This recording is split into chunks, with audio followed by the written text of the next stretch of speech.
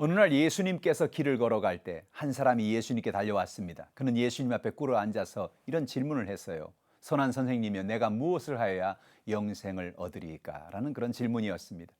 예수님은 선한 분은 하나님 한 분밖에 없다고 말씀하시고 그에게 영생의 길에 대해서 가르쳐 주셨습니다.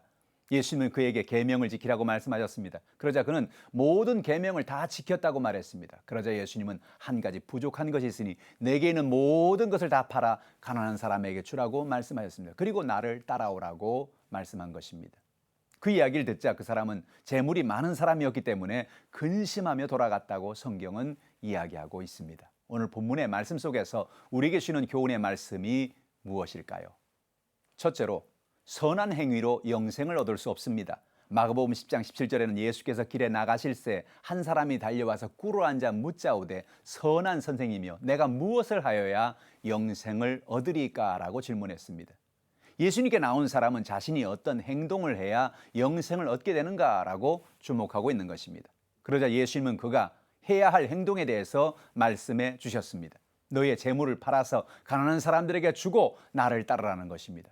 그러자 그 사람은 큰 충격을 받았습니다. 그는 재물이 많은 사람이었기 때문에 자신의 재물을 팔아 가난한 사람에게 나누어 주고 예수님을 따르는 것은 큰 부담이 따르는 일이기 때문에 그랬습니다. 그래서 그는 근심하고 돌아갔다고 성경은 말합니다.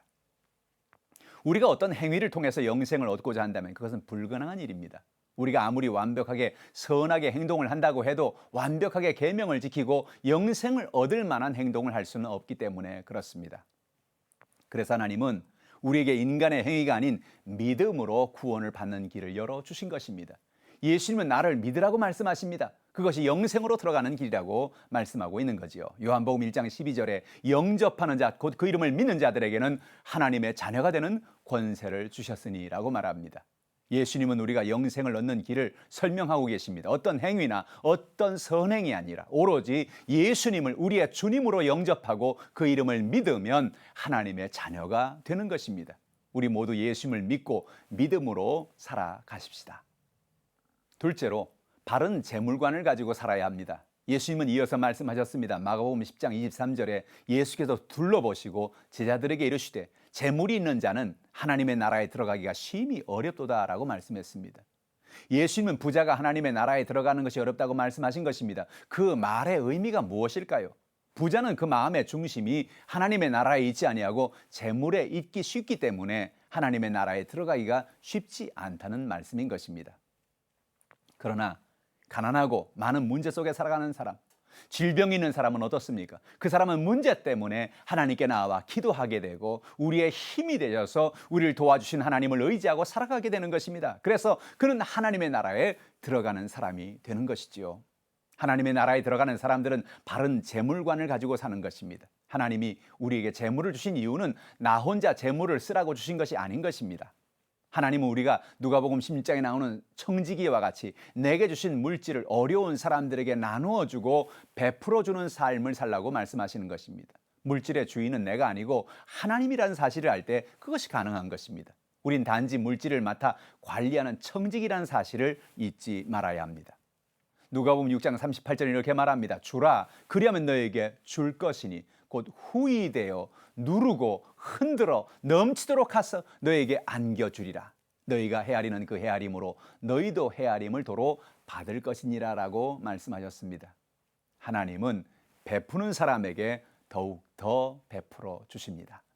셋째로, 하나님 우선으로 살아갑시다. 마가복음 10장 28절에 베드로가 여자와 이르되 보소서, 우리가 모든 것을 버리고 주를 따랐나이다 라고 말합니다. 베드로는 자신은 부자 청년과는 달리 모든 것을 버리고 주님을 따랐다고 말하는 것입니다. 그러면 자신은 무엇을 얻게 될 것인가를 예수님께 여쭤본 것이지요. 그러자 예수님은 나와 복음을 위해서 집이나 형제나 자매나 어머니나 아버지나 자식이나 전토를 벌인 사람은 현세에서도 집과 형제와 자매와 어머니와 자식과 전토를 100배나 받는다라고 말씀했습니다. 여기서 예수님 말씀하시는 것은 가족을 버리고 돌보지 말라는 그런 의미가 아닙니다. 여기서 예수님은 우선순위를 말하는 것입니다. 무엇보다도 복음이 우선되어야 한다는 것입니다. 하나님을 먼저 사랑하고 하나님이 기뻐하시는 일을 우선으로 하라는 것이지요. 복음 우선, 하나님 우선, 이런 삶을 살 때 하나님 우리의 모든 것을 채워주시고 우리에게 필요한 모든 것을 공급해 주시는 것입니다.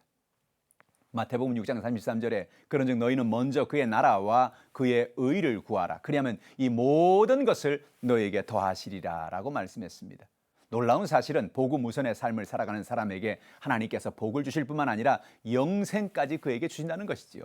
우리는 예수님을 구주로 믿고 하나님 우선, 복음 우선의 삶을 살아갈 때 핍박을 받을 수도 있습니다. 그러나 하나님은 핍박만이 아니라 그것과 함께 놀라운 복을 주시고 영생의 복을 주신다는 것입니다.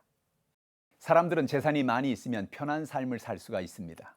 그러나 재산이 많고 풍요하다고 해서 마음에 천국이 들어올 자리가 없어진다고 한다면 그것은 복이 아니라 재앙인 것입니다.